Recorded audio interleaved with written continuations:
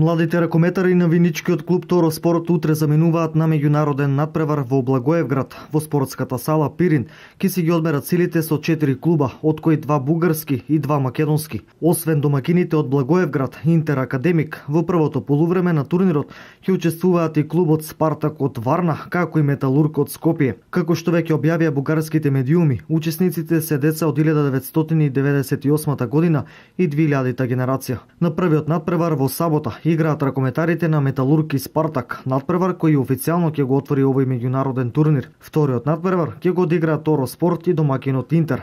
Во недела ракометарите на Торо Спорт се среќаваат со Металург, а последниот меч го играат бугарските домакини Интер и Спартак, пошто ќе следува прогласување на победниците и затворање на турнирот.